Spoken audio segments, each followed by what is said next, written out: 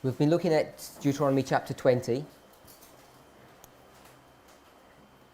and in that discussion we extended things beyond that chapter, and we did a review of the history from the departure from Egypt to the death of all the people and then into the promised land. So we can extend this a little bit further. How far can we go?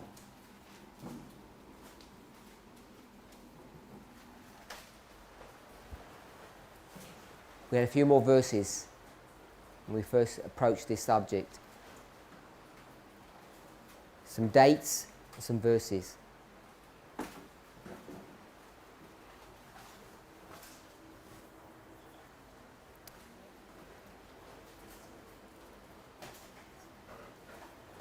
Anyone?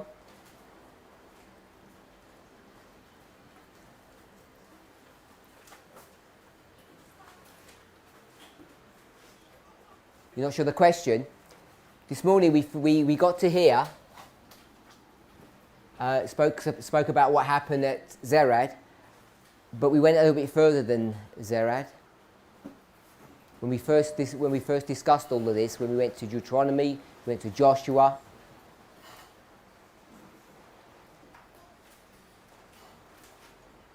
At Zerad, is Moses dead? Is Moses dead here?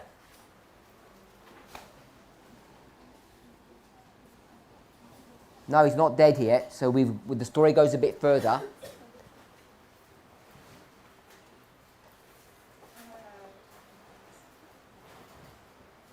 Can't remember? No?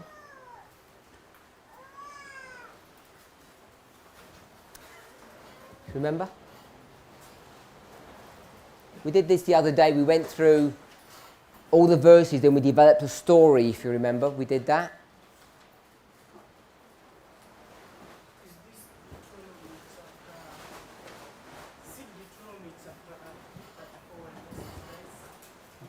Yeah, where will this story end? Where will it end? No.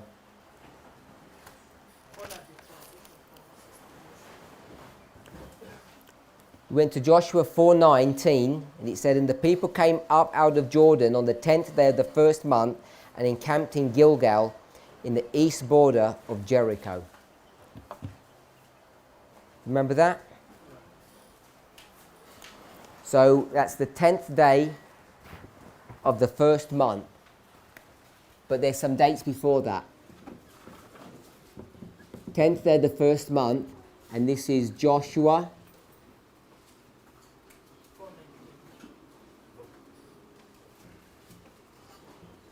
4:19. And where are they? People came up out of Jordan on the 10th day of the first month and encamped in Gilgal, in the east border of Jericho. So this is Gilgal. Where did you read Gilgal this morning?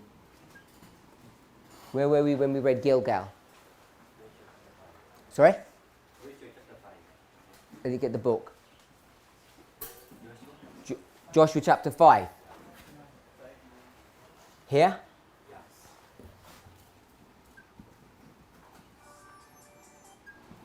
Verse 9.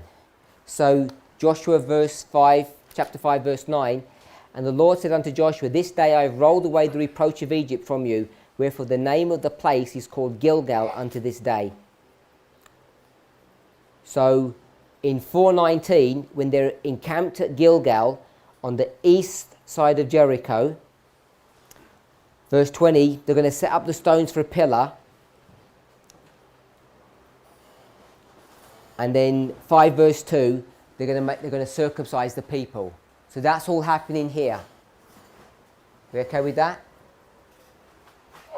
And if we went a little bit further, we stopped in 5:9, If you go to 5:10, what's happening in 5:10?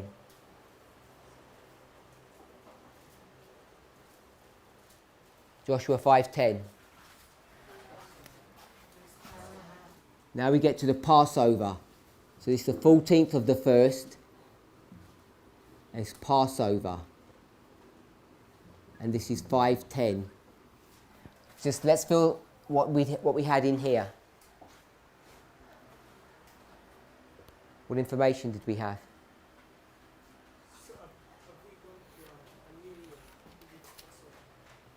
Yep, we're in a new year.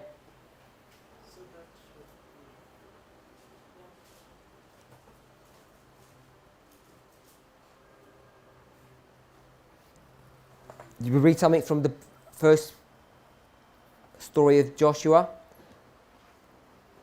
We know Joshua 1:2, Moses is dead, we know that. Joshua commanded, verse 10, the officers of the people saying, pass through the host and command the people saying, prepare ye victuals, for within 3 days ye shall pass over this Jordan to go in to possess the land which the Lord God giveth you to possess it. So that we mark those 3 days there. Then they send the spies in chapter 2.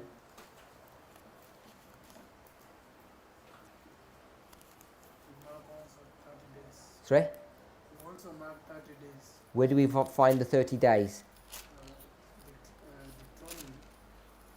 Deuteronomy 30.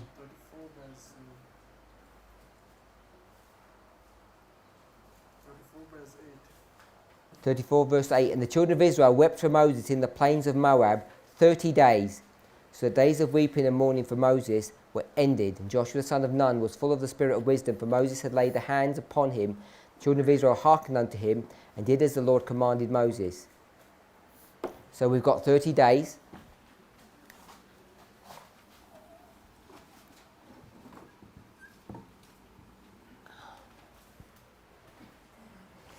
Anything else? Where are we? Deuteronomy 1 verse 3. And it came to pass in the 40th year, in the 11th month, on the first day of the month, that Moses spake unto the children of Israel.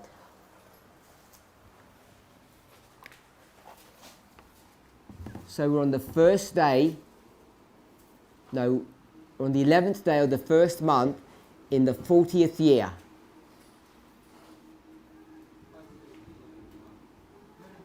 And this is Deuteronomy 1 verse 3. And Moses, I'm going to say sings. So I'm just going to put the song there.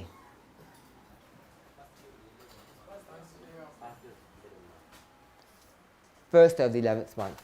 I did have it right the first time. First day of the 11th month. So from the first day of the 11th month to the 10th day of the first, which is the 41st year, 14:1:41.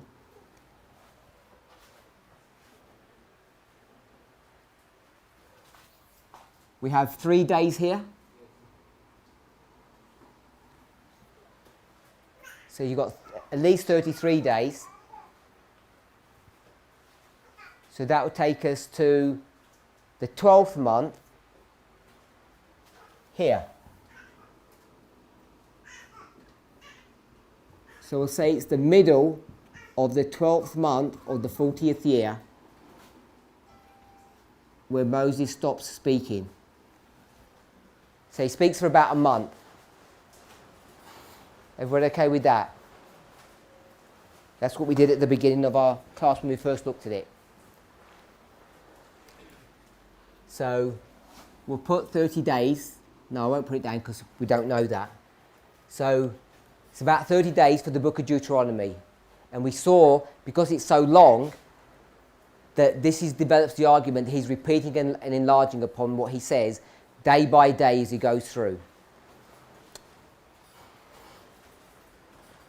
That's as far as we got to, I think. 14th day of the first month. He's in Gilgal. What does Gilgal mean? Removal of the curse. When you remove the curse, what can you do? What can happen to you? Sorry? You're pardoned. So when you're pardoned, what can happen? You can be circumcised. So you can be circumcised because you're pardoned. It's the removal of the curse. God's going to roll away the curse. Everybody okay? So that's why they get baptized in Gilgal. That's what they're waiting for the curse to be removed. Any questions? What was the curse? Which verse are we in? Joshua 5, verse 9. And the Lord said unto Joshua, this day have I rolled away the reproach. He says reproach of Egypt from off you. Wherefore the name of the place is called Gilgal unto this day. So we just said curse, but the passage itself says the reproach of Egypt.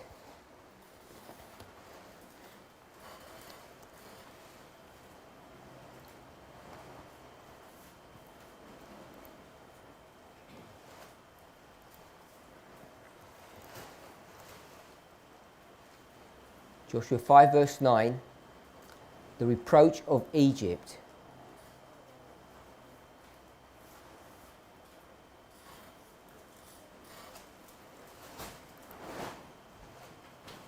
What does the word reproach mean? I said curse, and I think everybody kind of followed along with that.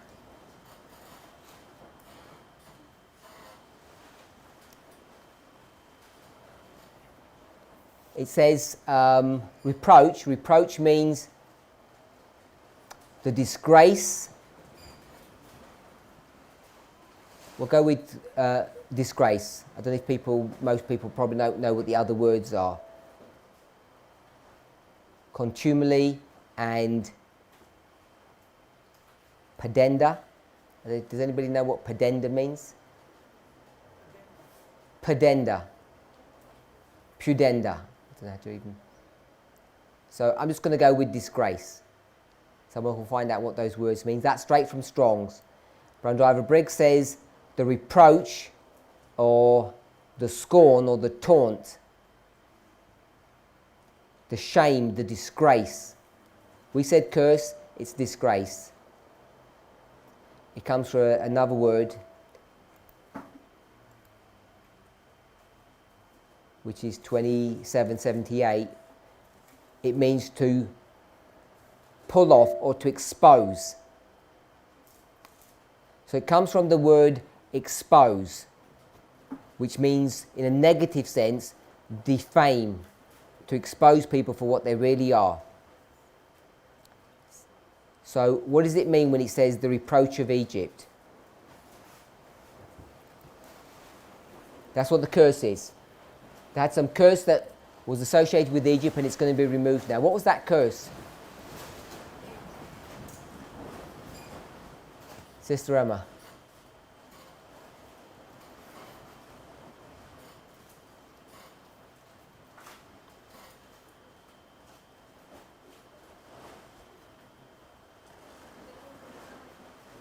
Sorry?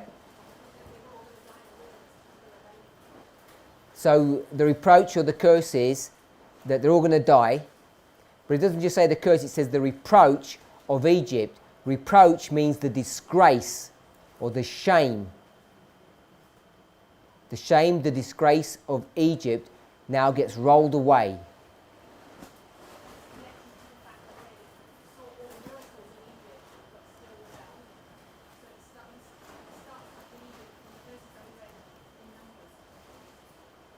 Starts back in Egypt, Numbers chapter 14.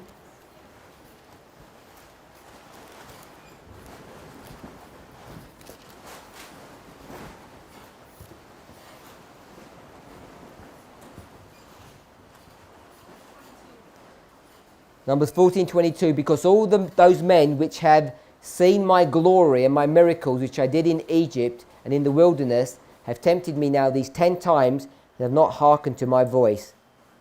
Therefore they shall not see the land, therefore they shall die. So what's the reproach of Egypt?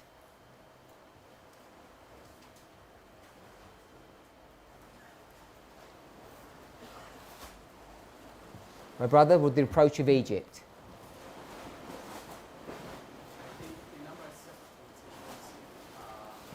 Numbers.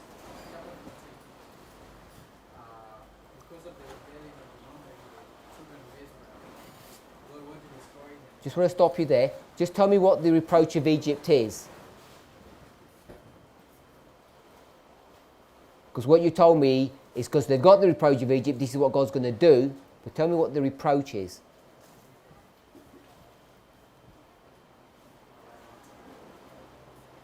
You don't know how to describe it?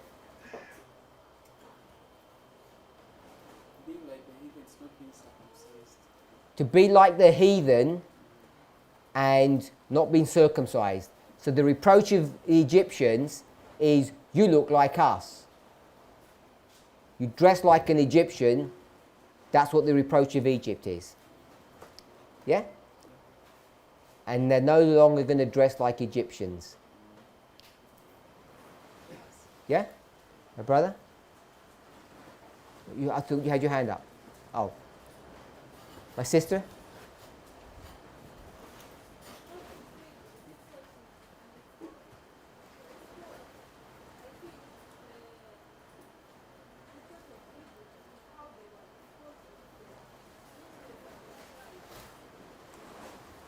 The Egyptians had pride, and that's what he's talking about.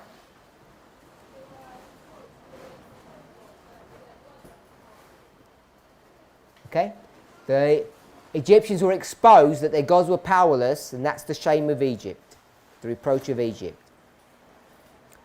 My sister? I think it's a curse that is pronounced upon the men of war, the masculine. What's that got to do with Egypt? Because it's after they came out of Egypt that were not able to reach Canaan. I don't know why God is referring as the reproach of Egypt. But I think Okay, so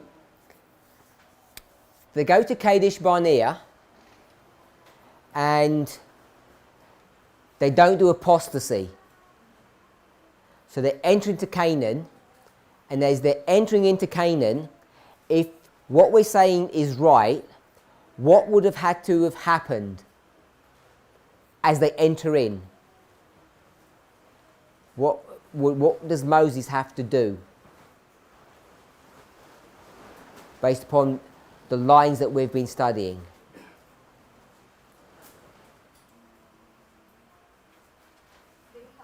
Moses has to do something.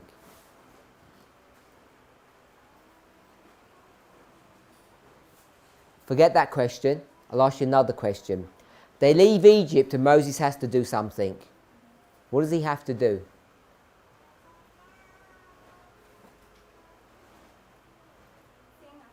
He has to sing a song. Good. So they go to Kadesh Barnea. Everything's going right. What does Moses have to do? So he's going to have to sing a song. We're okay with that. So they don't do any apostasy when they go to Kadesh. Can we have Joshua 5:9 fulfilled? Can Moses go to the people and he's going to... We know it's Joshua now, but whoever's going to say that, in the stories, Joshua's going to be doing this. But Moses hasn't sinned, because he's only Kadesh. He's good. So who's going to be speaking? Him or Joshua? Moses, because everyone passed through. He's going to sing a song. He's going to sing a song. Can Moses say to them, this day I have rolled away the reproach of Egypt from off you? Could he say that to them at Kadesh Barnea? when they haven't sinned. He can't say that. So this verse is only applicable after the sin and after the wilderness wandering. That's the only time you can say this. Forget if it's Joshua or Moses. Moses doesn't go in because of his own problems. Do you agree with that, my brother? Do you actually understand that conversation? You understand? You agree with my sister's analysis? Her conclusion, her position. You agree with that position? Do you agree with that position?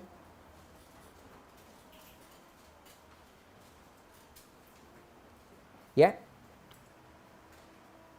Sister Elizabeth, you agree or disagree? Don't tell me why. You agree. Okay, so we've got about 4 people agreeing. Now, we're all brethren, and I don't know anything more than anyone else. So I'm going to say I disagree. Okay? So I disagree.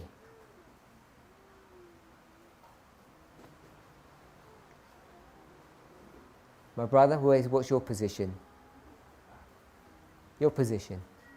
You agree with my sister, or you agree with me? Repeat the thing. Oh, okay. We've got to keep track. I know some of the conversations get long, but keep track because I forget what the question is. We're at Kadesh Barnea. Everyone has passed the test. Moses sang a song in Exodus 15. Now he's going to sing another song. All I can say is that it's Deuteronomy because he's going to repeat the law. Yeah? But it's only 11 days. Actually, it's not 11 days afterwards because they've, say a year afterwards when he got the law and everything. So they're at Kadesh, they're going to go into the land, he's going to sing a song, and then he's going to say to them, this day I've rolled away the reproach of Egypt from off your back. Doesn't say back. Can he say that then?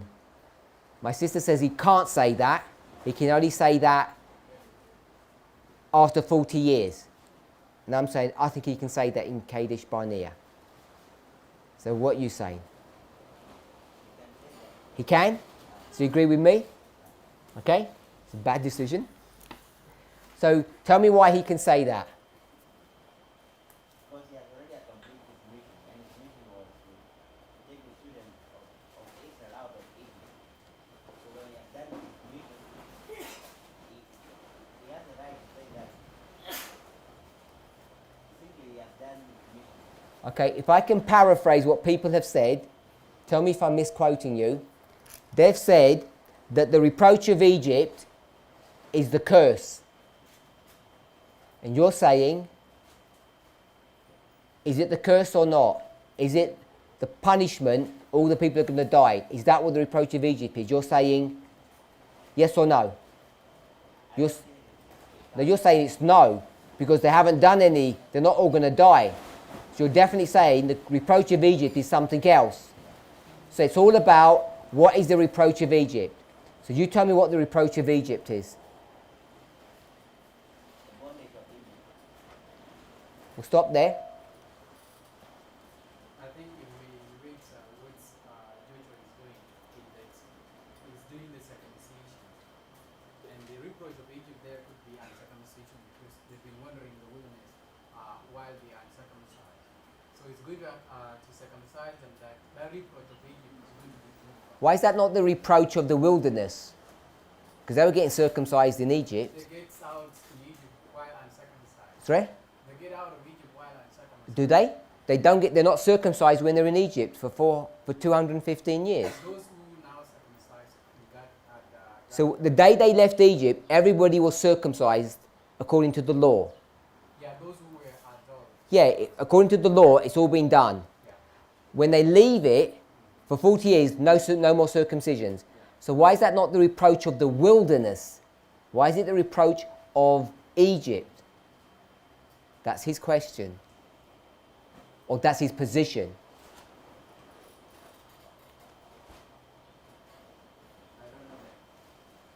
But I think that could be a record. That's why I'm using the name all out. Okay, you got to know When you say I don't know that, you've got to know, otherwise you're not sure that your position is correct. Yeah? So, did everybody hear what my brother said? Yeah? Brother Alex? You don't agree with him? You're not sure if you agree? Sister Schneider, do you agree? I can't hear you. You disagree? You don't know? Why don't you know? So, we'll go with Sister Schneider. So, they're going into Canaan, and Moses is going to give them lots of instructions. So, someone can find the verse for me, for us, for our class. He's going to say something like this. When you go into this land, don't behave like... Let her do it. Don't behave like whom?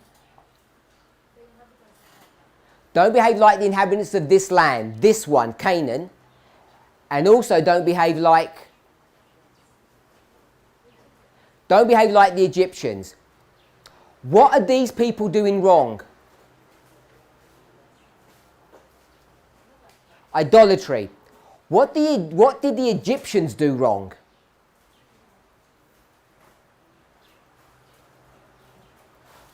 Okay, so we haven't fully gone into what happens when you go into Canaan. That's still in Deuteronomy 20. But we've all read the verses, verse 5 to verse 8, and in fact to the end of the chapter.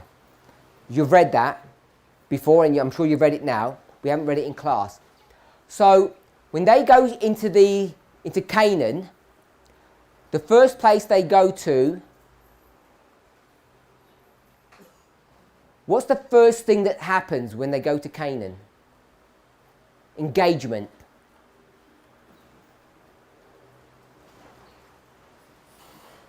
Who do they meet first? Which people, which city, which story?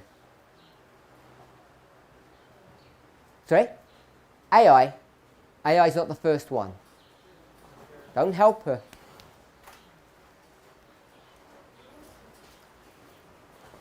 Remember, there's these 3 days.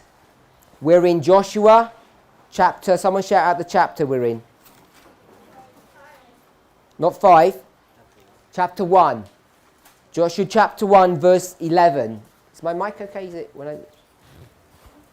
1:11. You okay? 3 days. 1:11. You good there? Chapter 2. What's going to happen?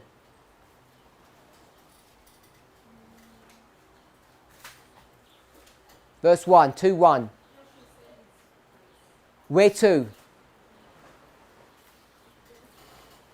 Jericho. So Jericho's number 1. Are you okay with that? What's number 2?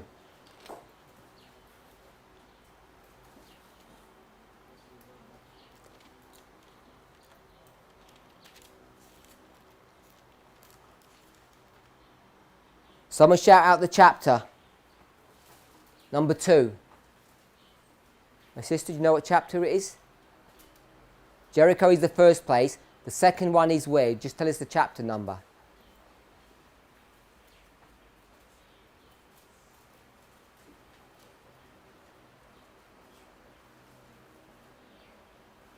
Which number?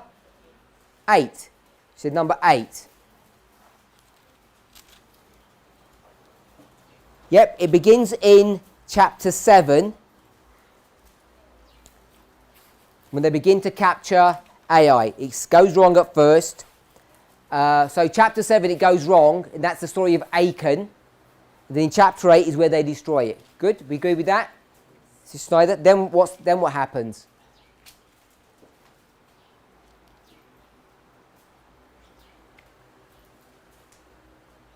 The next engagement.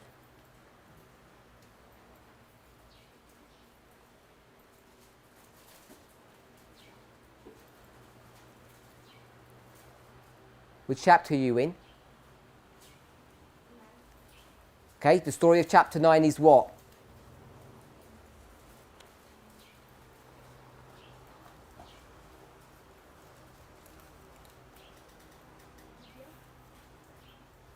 verse 3, 9:3, Gibeon.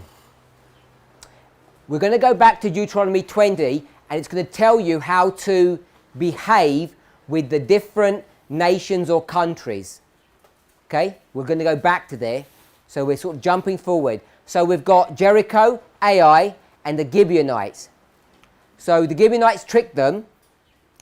And what did they end up doing with the Gibeonites? Mr. Snyder, what did they do with the Gibeonites? They spared them. What did they do with them? Okay, so we'll step back to my original question. It says, don't be like two groups of people. Group 1, Canaanites, their issue. Don't be like the Egyptians, their problem. Slave masters. We're going to see that when we go to our study. So now they're going into Canaan. It was only supposed to be 11 days.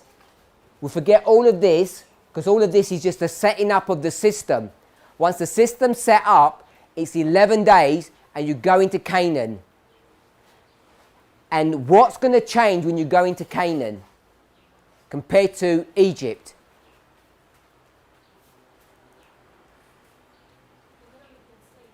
Okay, so the issue is slavery. What was the problem in Egypt? They were slaves to the Egyptians. Now they're going to enter into Canaan. As they enter in, what are they going to be? They're going to be the slave masters. We'll take the word slave out of it. So now they are the masters. Okay? So, my brother, we're in Joshua 5:9. Tell us what the reproach of Egypt is that's going to be taken off them now.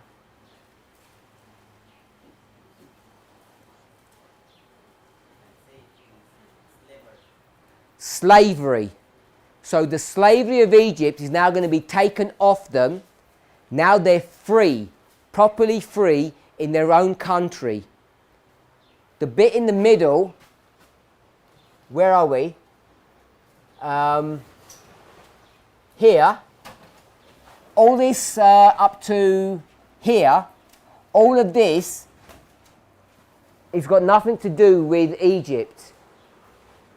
All of that was their own sins. This is the sins of the wilderness. All of this is preparation, and it takes you all the way back to Egypt. The problem in Egypt was they were slaves. Was that a reproach to be a slave? Was it a shameful thing? Yes. Why are they slaves? Why are they slaves? How did that happen? In their minds? How did they become slaves? Slaves are right at the bottom. How do you ever get right to the very bottom? Where do they begin their story? Sorry? I'm going to say they begin their story in Goshen. Because it's about Egypt, the reproach of Egypt. Goshen is where? No, not in Egypt. Where is Goshen? Why were they given Goshen? On the scale of 1 to 10, where is Goshen? Someone said? No, not the place. The concept. Goshen is number 10. It's the best place to be. So they went to the very best place, given everything, and they loved it so much they decided to stay. So they end up becoming slaves. So the shame of Egypt, the reproach of Egypt, is that they needlessly became slaves. It was a foolish thing to do. They were supposed to sojourn in Egypt, weren't they? And they end up liking it so much, they remain. Who else does that sin? Which person does that sin? Or people? It's more than one. Name them.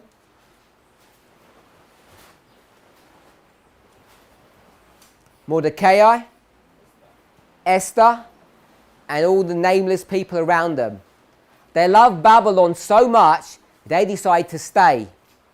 Because they don't want to let go of their goods. We call that what condition? Laodicean. You had the same problem in the Second World War. There are many people who see what's going on, what's happening, but they want to turn a blind eye. They want to pretend that it's all going to be okay, but they see it. Hitler didn't pop out from nowhere. Everyone can see what's going on. It's reported in the newspapers what's happening.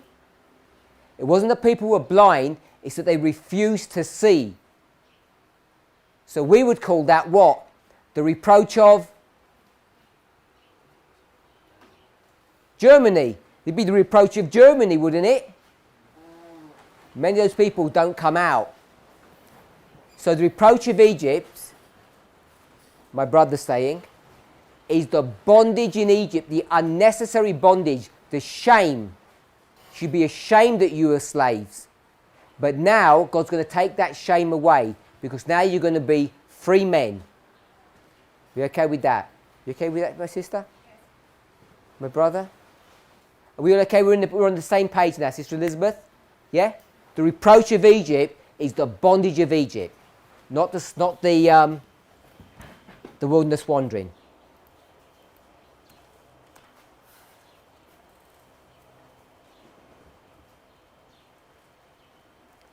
So, I don't like to do this, what I'm going to do now.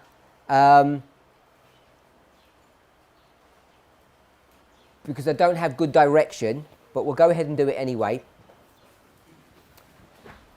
If we don't have an answer quickly, I'm just going to point out, so people who are watching, maybe we could study this later and maybe we come to a solution.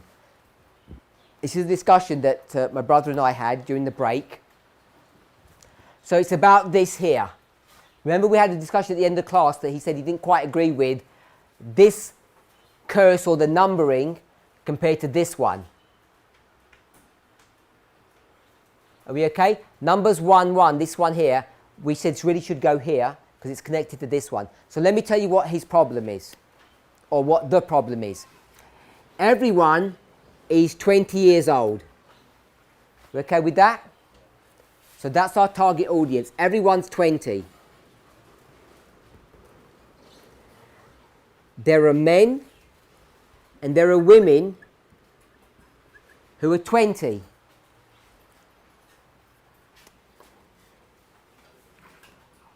Which Bible verse? Brother William?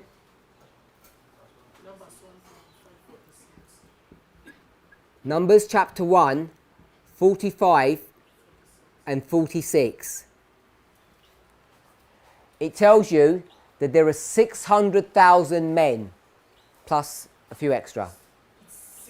Yeah, plus a few extra. So it's 600,000 men. Doesn't tell you how many women it is. So we're hearing this story here, and the question is, or the statement is, there's two types of men, and there's also two types of women. We've got good men and bad men. Good women and bad women. Are we okay with that? The definition of good and bad is you rebel or you be good. So God sends you on a mission. He says, go into Canaan, and they say no, and they say yes. So these people say no and yes. Yes and no. The question is, will you go into Canaan now? The good people say yes, the bad people say no. We okay with that? So in the story, we know for sure that there are 2 and 10. 12 spies. The women are not sent out to be the spies, so we only have these 2 and 10. Then the story says, only these 2 people will go into Canaan, and it says everyone else will die. Every single person. But when it says every single person, the every single person was, whether you go to Deuteronomy, men of war, Joshua, men of war, Numbers, men of war. It's always the men of war. So it's on this group here. So the question is, how many people how many people are bad that said, no, we're not going? If we take Joshua and Moses out of that story, we'll leave them on their own. How many people would this be?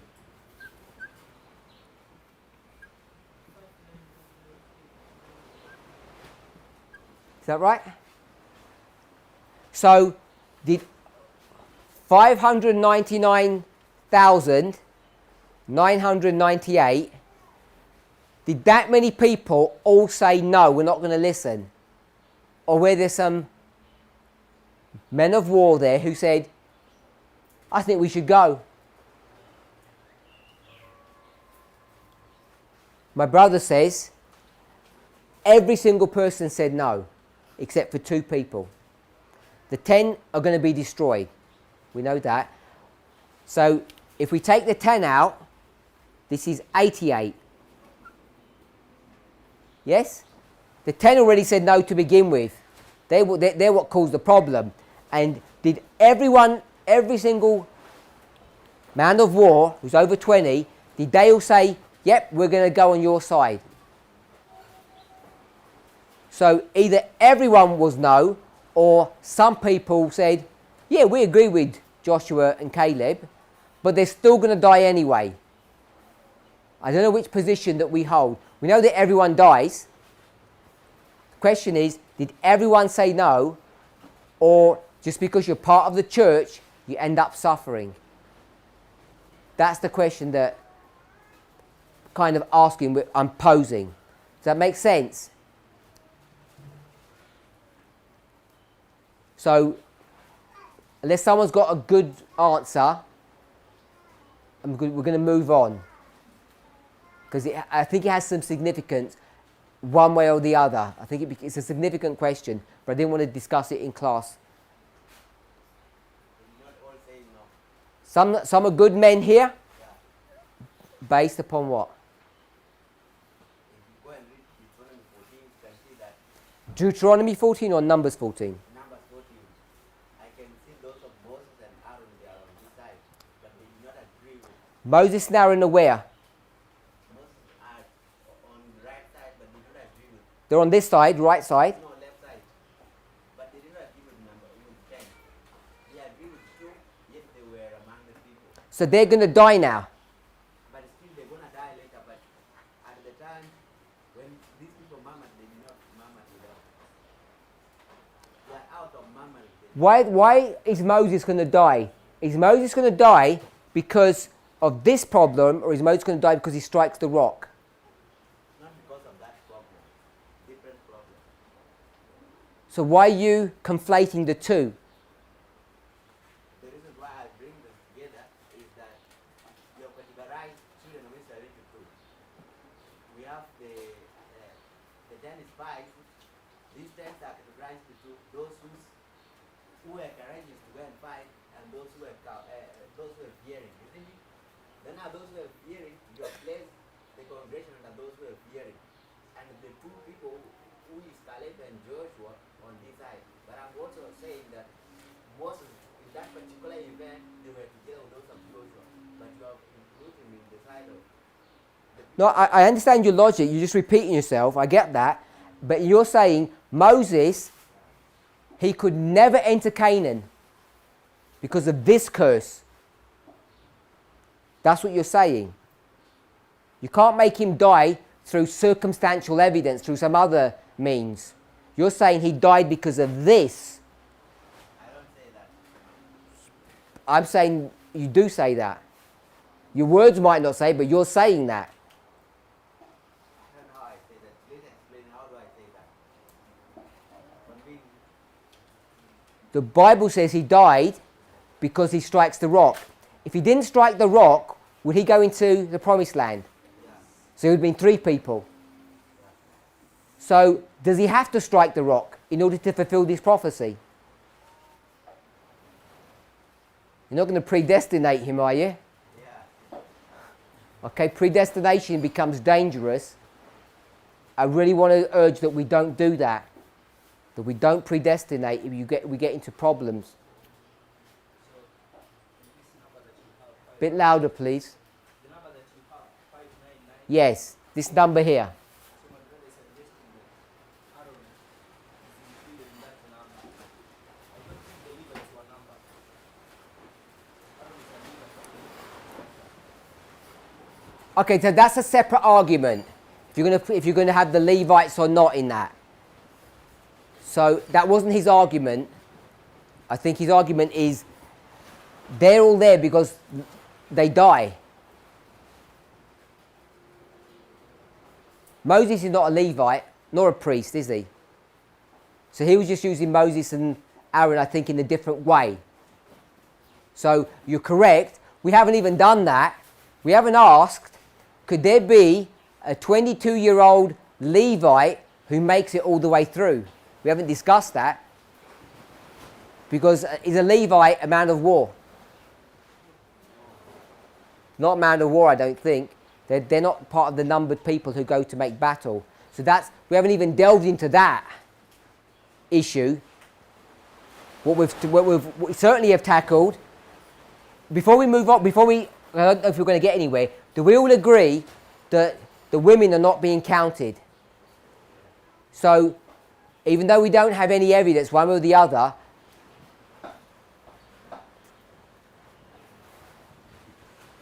if we just said,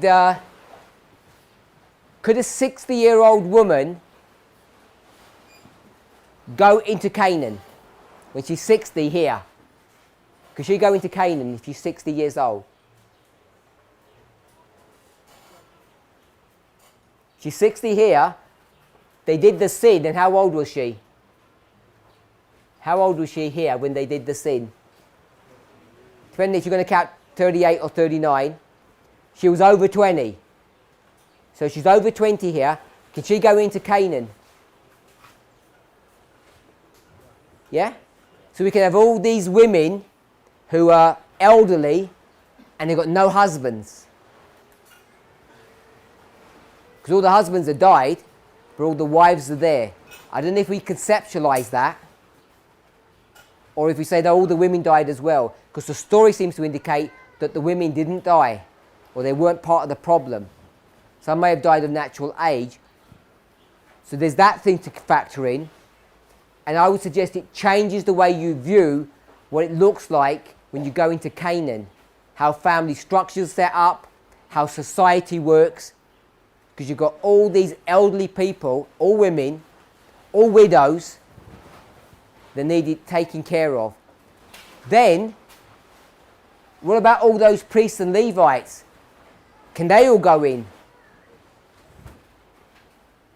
Or did they all get cut down as well because they were over 20? 25-year-old priest or Levite here, can he go in?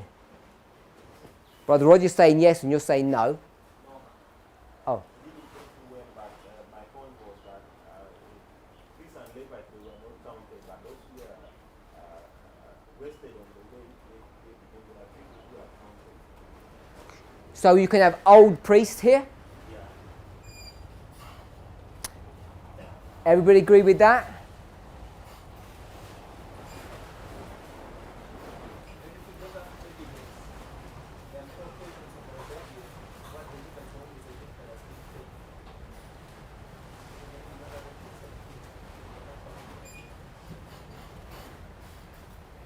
So there's evidence they're not part of the rebellion. We're here,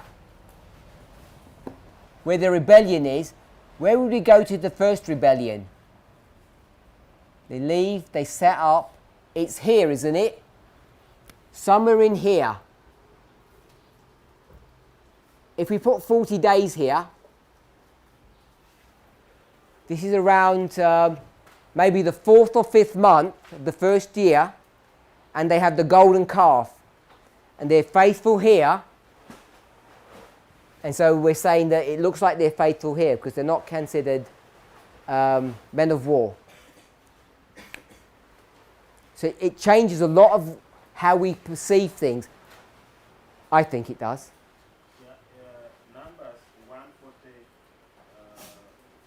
49 is saying, only thou shalt not number the tribe of Levi, neither take the sum of them among the children of Israel.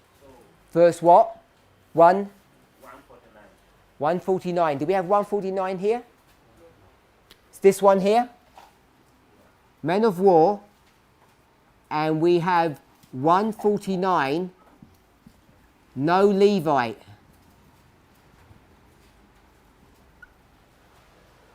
So we can proof text it. They're not counted. In fact, you can start from Numbers 147, 147, 48, 49, 6 believers. 47 to 49. So I'm not going to turn there, but what happens 2 chapters later? Now they're numbered. And this is the story of Acts 27. Yeah? So there's 2 separate numberings. So we know that this has prophetic significance because we're tying it now back to Numbers chapter 3. 2 types of numbering, 2 separate numberings. They're not men of war. So all this has to have some kind of prophetic significance. Hopefully we can see that. Anybody have any answers here? Are all these sinners, or you just caught up in the wrong place at the wrong time and you're going to die just because you were there? Time and chance. You're faithful to God, but you were not chosen to be part of the 12, and therefore you will just die because everyone else is going to die. Or every man was horrible. So, Ellen White comments about that one. She comments on this question. Yes. Tell us to where she does that. Signs of the times.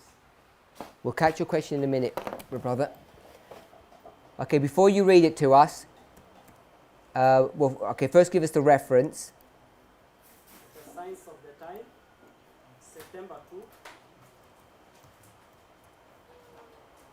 Yeah? 1880. 1880. Yes. 1880. Paragraph 3.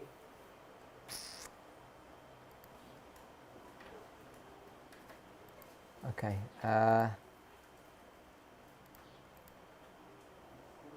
Let me do that again. I can't get it. I can't find it.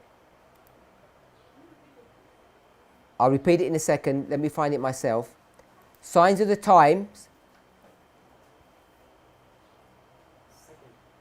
September the 2nd, 1880. Paragraph 3. So this series, the Signs of the Times series, was the prelude for which book? Patriarchs and Prophets. This is the prelude for that. So, paragraph 3. When Moses, yeah? Are we there?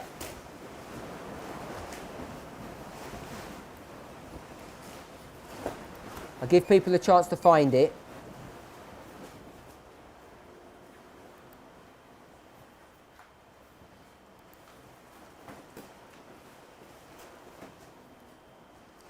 Okay, let's read. When Moses made known to the people the divine decision, their recent madness and insane rage turned to the most bitter regrets and lamentations. They knew that this punishment was merited. The 10 unfaithful spies had perished before their eyes, their doom signifying the destruction of all in their ranks. Above 20, signifying the destruction of all in their ranks above 20 years of age. Their unbelief and rebellion had cost them all.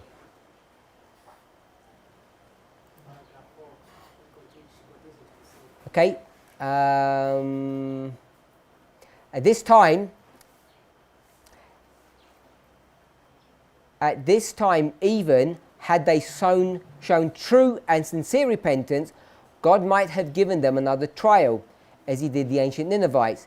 But instead of this, they sank down into utter despondency. They knew that God was in earnest with them. They passed a sleepless night, but with the morning came a hope. They determined to redeem their cowardice. They would not look toward the wilderness or the Red Sea, but they would equip themselves for war and would seize the land and possess it by their might. Peradventure, their works might be accepted of God. They confessed, saying, We have sinned against the Lord. We will go up and fight according to all that the Lord our God commanded us. Here again, their transgressions had turned their light into darkness. The Lord never told them to go up and fight. He did not design that they should gain the land of promise by warfare, but through submission and unqualified obedience to his commands. So what's all of that saying? So it says that those who are under the ranks of the tent, because they saw them, the tent died. But now they regretted for the disobedience or what their reaction to what happened, and then they determined they will go and take the land by their power. They'll go and war. Got all of that. Is this a proof text to say that it's 100% or 90%? So what I can say about why it is 100% is that Ellen White says that God could have pardoned them, but they, like Ninevites. Sure, he could have pardoned 90%. Or you're saying the Ninevites is 100%? Maybe I've not understood your question. My question is, how do you know it's 100% bad people, not 90% bad people? Because they were under the rank of the 10. Because Ellen White says those who are under the rank of 10, all of them, the 20 years and above. Okay? When I go back to where the very place, Numbers 14, beginning from verse 1, I see all people that have witnesses, except 4 people. When I look at verse 5 through 6, I see only 4 people who did not actually voice against God. Now only 4 people did not declare against God. So I see only 4 out of those people are the only one who did not declare. And immediately after during the rebellion, I see God coming and pronouncing the curse. So may I only take only 4 people: Moses, Aaron, Joshua, and Caleb. When I take them from verses 5 to 6 of Numbers 14. So summarize what you're saying. Everybody's bad or only some people are bad? Everybody was bad who was numbered except the 4. Okay, so everyone's bad. Do you agree with my brother? Anyone else before we finish?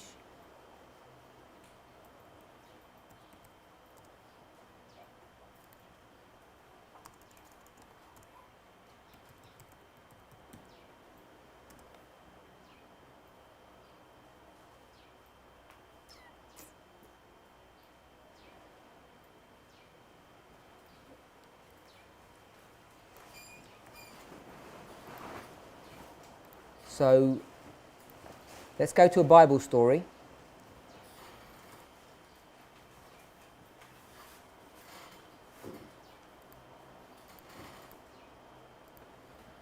Book of Genesis.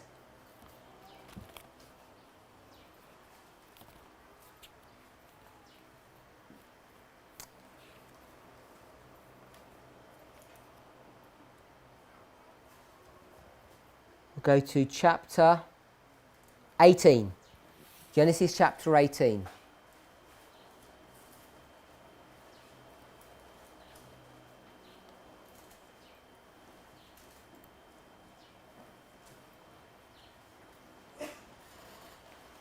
Are you there, Brother Kuto? Genesis chapter 18. Why are we in Genesis chapter 18?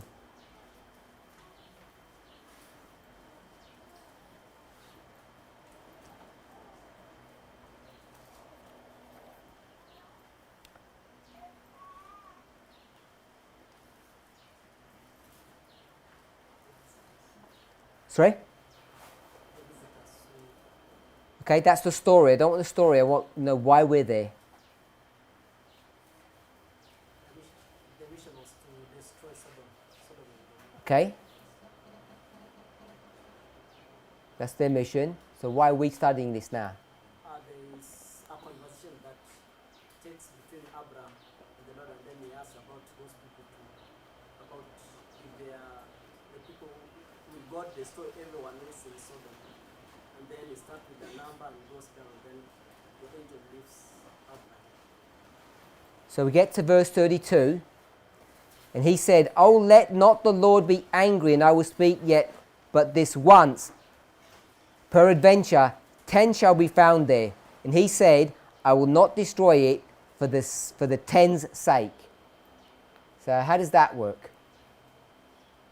It says that if there were 10 who are faithful, God could have mercy over the entire people. Why does he not want 100% compliance? Why can he move forward with the project just based upon 1% of the people? If 1% are okay, everything will go forward with Abraham's project. Why did God not say it doesn't work that way? If they're all bad, they all die. Let me rephrase that. Why is God willing to say we'll carry on allowing things to happen if there are 10 people? Why does he not want 100% when we're saying we want 100% here? Does everybody understand the question?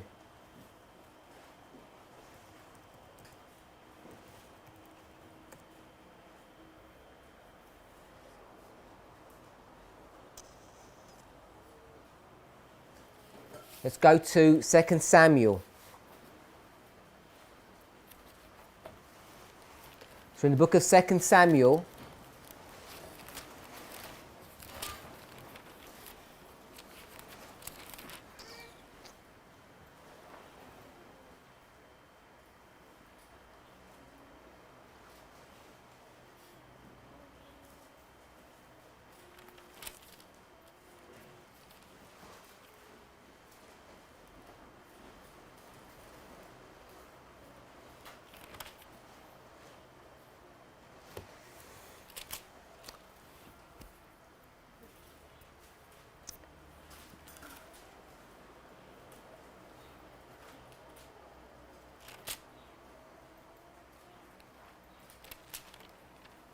has anybody studied 2 Samuel, chapter 23 to the end of the book? Anybody looked at that in the past, ever? Put your hands up if you looked at that.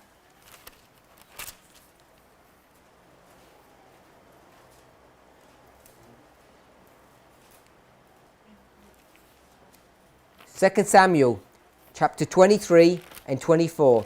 My question is, who's looked at this before? Brother Benjamin, you looked at this before. Chapter 23 and chapter 24. Does 23 go before 24? Is that the correct order? Which one's first? Chapter 23 or chapter 24? Chapter 24 is before chapter 23. Brother Dennis? Which one comes first, 23 or 24? 24 comes before 23? So the chapters are out of sequence? How do you know that? So you've looked before and you have pre-existing knowledge. Okay? So that wasn't why we came here. Just a question. So, 24. What's David going to do? My brother? What's David going to do in chapter 24? He's going to number. Okay? And Job's going to say, Choose from David's son. Joab, his general. Verse 2. For the king said to Joab, the captain, do this work. And what does Joab say? Verse 3, what does Joab say? 24:3.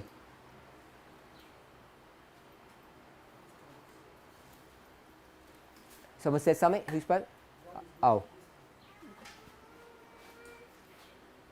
Are you there, my brother? What does Joab say?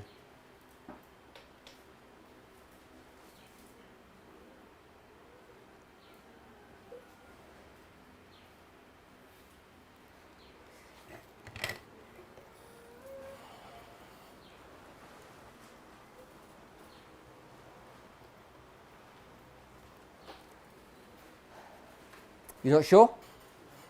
Okay, so as teachers, we need to develop a skill. It's not easy to develop.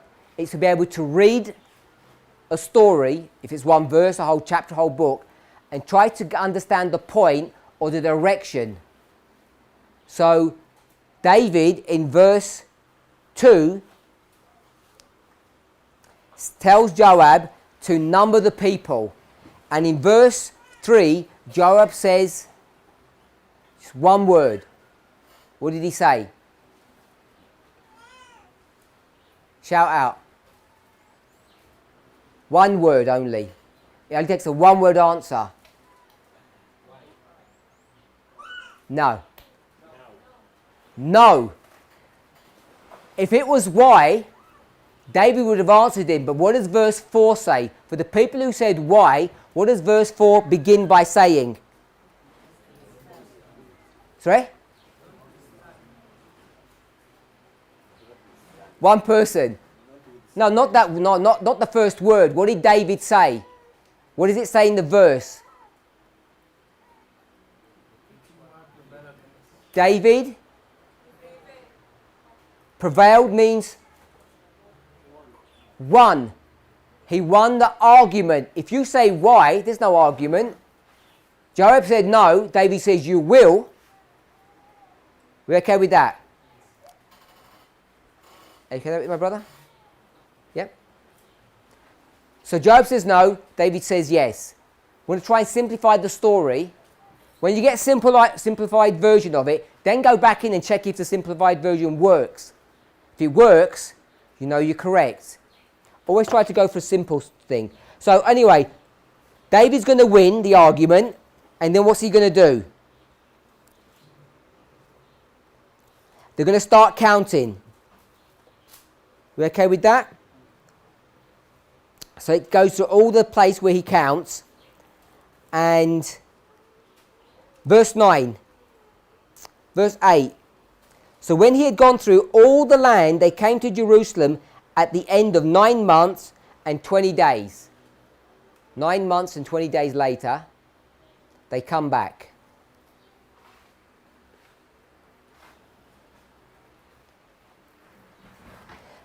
Verse 9, Joab actually gave up the sum of the number of the people unto the king, and there were in Israel lots of people. But it tells once again, it's the valiant men that drew the sword. We're okay with that?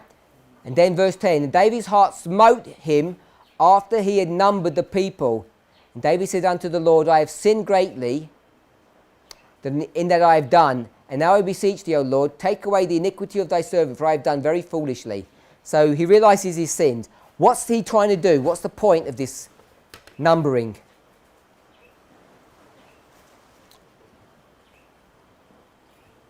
What's the point of numbering? My sister? Why is he numbering the people?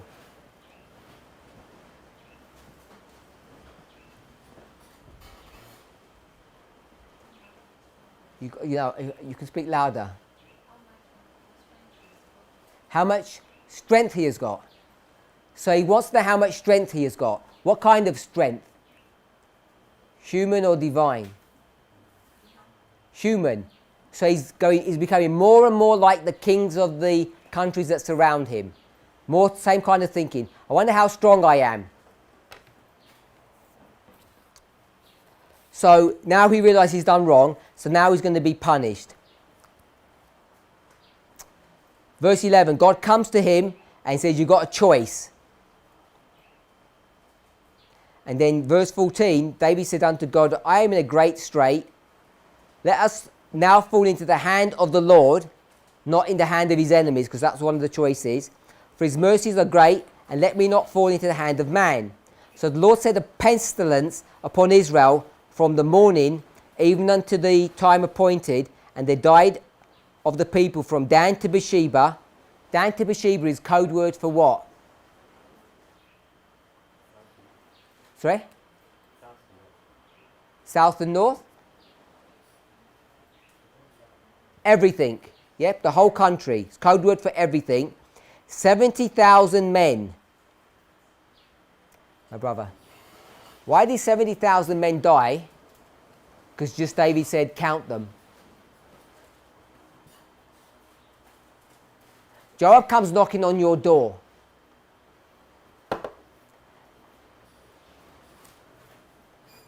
No, he doesn't. He comes knocking on your next door neighbour's door. The children or the wife open the door and he says, how many men have you got here? And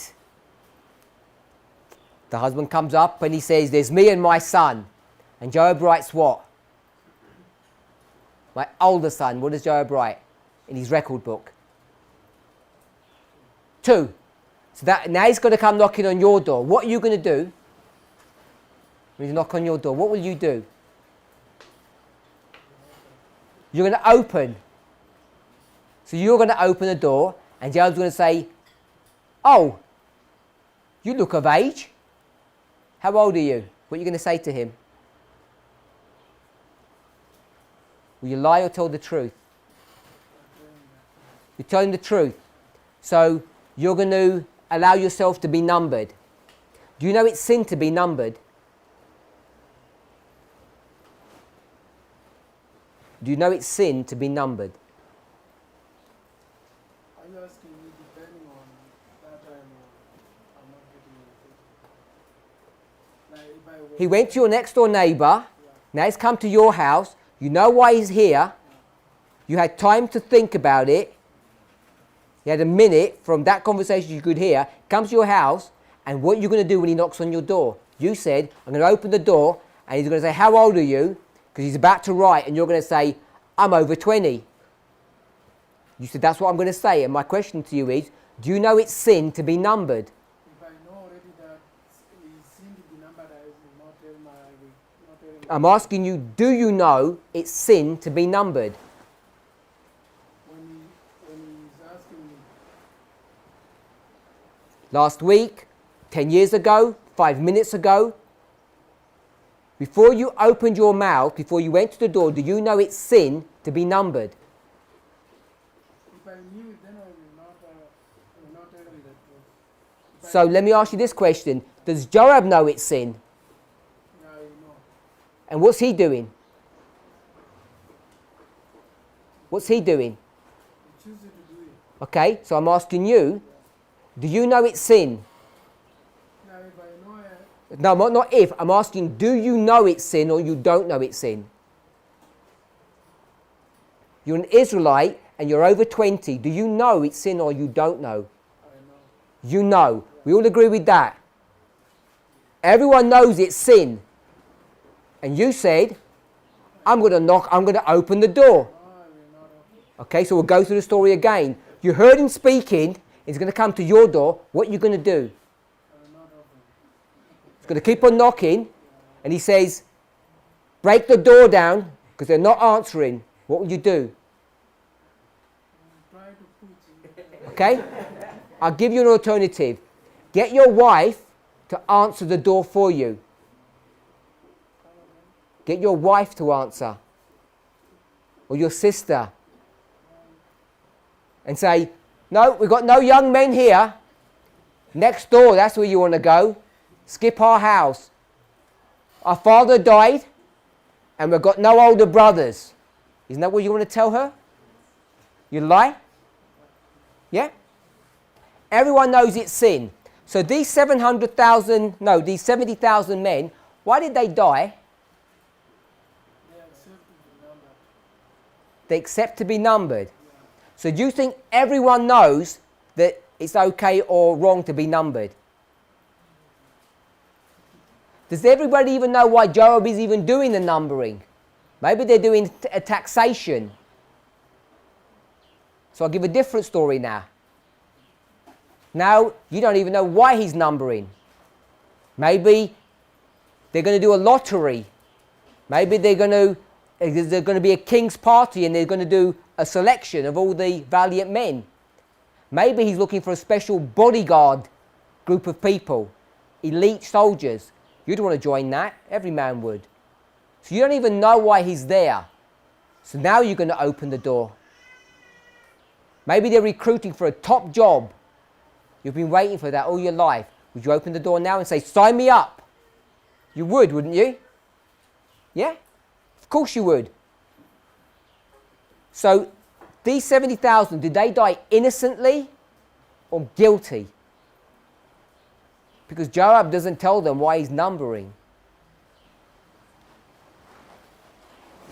So how can innocent people die for the sins of one man? Let me rephrase the question. I know what Ellen White says on this subject, but the story is that these men die because of David's sin. Do you agree with that? So, are we so sure that every single man here is bad?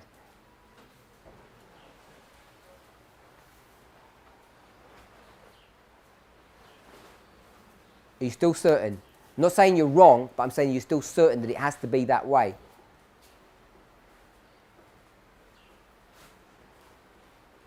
I gave the story of David. I gave the story of Sodom.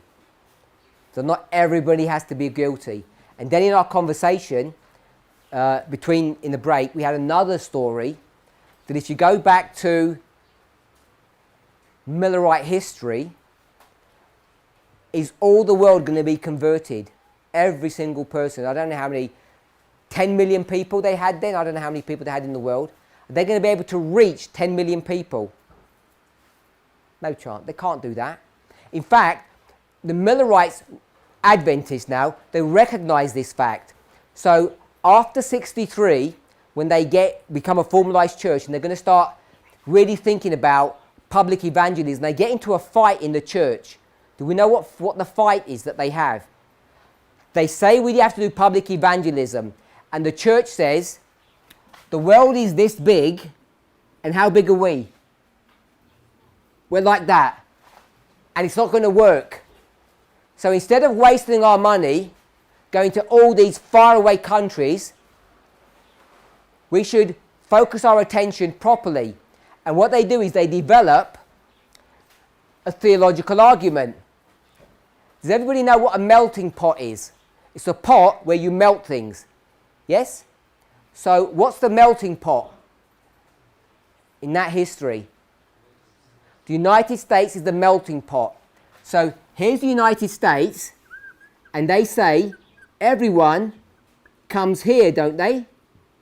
It's the land of opportunity. So the United States here, what's its relationship to the world? If everybody comes to the United States, what's its relationship? What do I put here?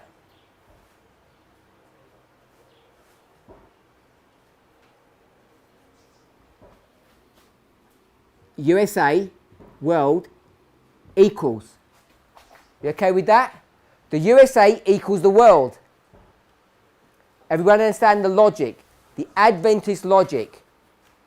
So now, can we manage the USA? For sure we can, because the USA is a small country in that history. You've basically got everything on the eastern board, the colonies as we would call them, and then you've got everything on the west. And in the middle, what is there? Nothing. It's like the Badlands, it's dead. In fact, I think they're only beginning to do probably the Oregon Trail is maybe not in full force, but it's there.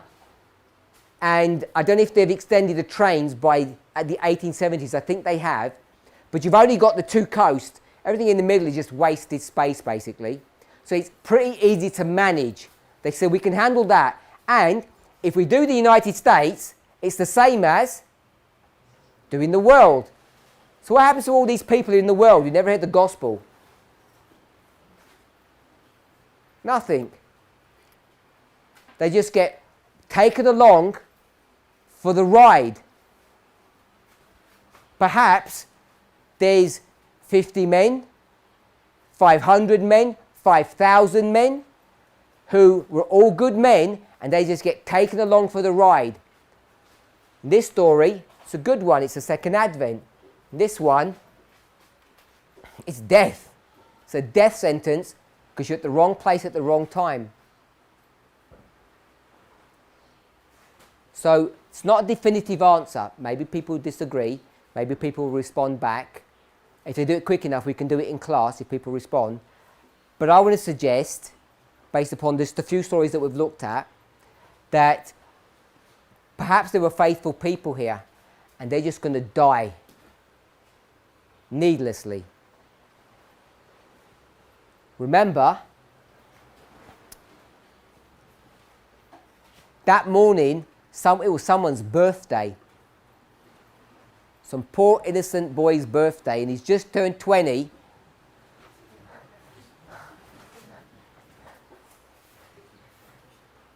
And his 19-year-old cousin said, "This is crazy. This Moses is a madman." And he comes to him and he says, "Isn't he mad?" And he say, "Yeah, I guess." Dead.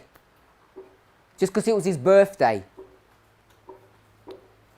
Or his mother was quite old and she's going to get ill and not make it, and she could have entered into the promised land. So people die, innocent people die, because of the sins of these people. Let's summarize. We're in Exodus 22 verse 5. We want to understand why men and women can't wear the same clothes. What's this issue all about?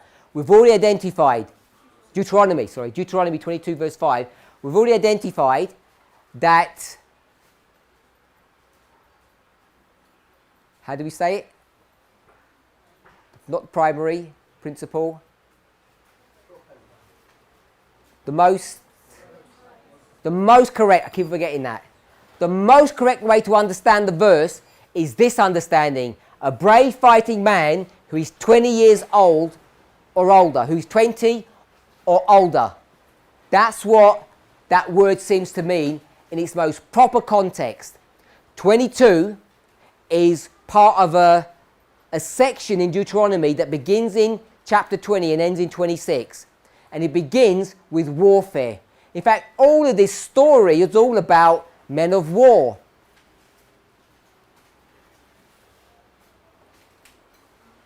Is it coincidence that 22 verse 5 talks about this word? He could have chosen other words, could have chosen a different type of man, but it seems to include that there. And so now when we start talking about chapter 20, we've discussed that. We need to go back there to understand the work of the officers. We've got church and state. We've got how to interact. And it says, you're all scared. You're scared because you're going to have to do the work now, not like it was in Egypt. So we used that idea and we went back to Egypt and brought us all the way back here. So we developed this story, and lo and behold, the whole story is about these valiant warriors, these soldiers, if we could say that. The story picks up the additional information. You have to be 20 and over. Then we saw there's lots of people who are 20 and over, 4 groups, men and women, good men, bad men. How is God going to operate? How does he deal with people? Is everything all about the individual, or are there corporate issues to decide?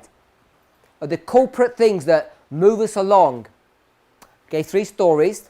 One story of the Millerites, one story of Abraham, and one story of David. Give one more. I forgot to check up the reference on this one. It's the story of Elijah. Elijah's in Revelation chapter 11. What does Elijah have the ability to do? 2 abilities. The first one, fire down from heaven, and the second one, stop rain. So he's got 2 abilities, fire and rain. Compare and contrast. Yeah, there's so much just in that story we can do. Rain and fire. So this idea that he can bring fire down from heaven, what story is that? Now it's easy to think that that's Carmel. It's not Carmel. The fight in Carmel is what? Who can bring fire down from heaven for sure. But that's not what's being brought to view in Revelation 11. Do you know the chapter? 1 Kings, we'll go there. So as we're turning to 1 Kings, you'll find that he'll give us a chapter in a moment. 1 Kings, Elijah is sitting on a hill and he's having a fight with the king. He's having a fight with the king. We're in 2 Kings. We'll do the chapter and the verse in a minute. Tell us the chapter, so we'll go to the chapter. Okay, 2 Kings chapter 1. He's having a fight with the king. So the king says, I've had enough of this, Elijah. I want him here to sort him out. So he sends a captain with his 50 men and says, Elijah, go and see the king. And what does he do? Does he kill the disrespectful captain? Who else does he kill? The 50 men. Are the 50 men guilty or innocent? We don't know. We don't know what they're thinking, but they didn't speak.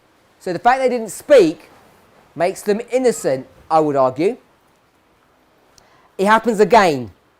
And then it happens again. And then eventually what happens? The new captain says, spare our lives, O Holy One. Treat him with reverence. And then he says, okay, I'll come with you now. So the men that died, those 50 men, why did they die? Because you have an arrogant captain, isn't it? Are those 50 men of the last group any more holy than the first ones? They might be scared because they know what's going to happen. So they might be fearful, but it doesn't mean they're holy. They may have even prayed to God to protect us or whatever, but they're not holy men. The only things that saves them is their captain. What about if they had all repented? They said, oh, we're sorry, God, everything's good. And they say, Lord, why did you give us this wicked captain? We know what he's going to do. Luckily, they got a meek and mild captain, a mild one, reasonable. They could have had a horrible one who says, I don't believe in that, it's all superstition. We're going to see. And they would have pleaded with him, and what would he have said? Be quiet. I'm the captain, you're not. And would he have killed all of his soldiers? Would he have killed all of his soldiers? Of course he would have. Elijah was only speaking to the captain, he would have killed them all. So we've got fourth story, innocent people die. If you hang around with the wrong people. Let's pray. Our Heavenly Father, as we read these stories about people who die because of no fault of their own, it reminds us of the story of Moses in Numbers chapter 14, where he was prepared to die not with his people, but for his people. This is the mindset that we must have. Help us, Father, to have this mindset. Help us not to think that it's unfair that innocent people must die because of the sins of the guilty. Rather, may we be like Moses, who was not only willing to die with those who deserved death, the guilty, but he was willing to take their place and allow them to live and for him to die. Lord, it's a high calling to be a priest. We know that there are people bowing before you now who are ready to move on, ready to do a work for you. But because too many of us in this movement are not ready, all of us have to suffer. It's easy to become resentful, Father. May this not happen to us. May we understand. And more than understand, Father, may we be willing to be put into the place of those who are guilty, to take their punishment and allow them to have our position of freedom from persecution and judgment. Help us, Lord, to understand what these stories are designed to teach us. We pray in Jesus' name.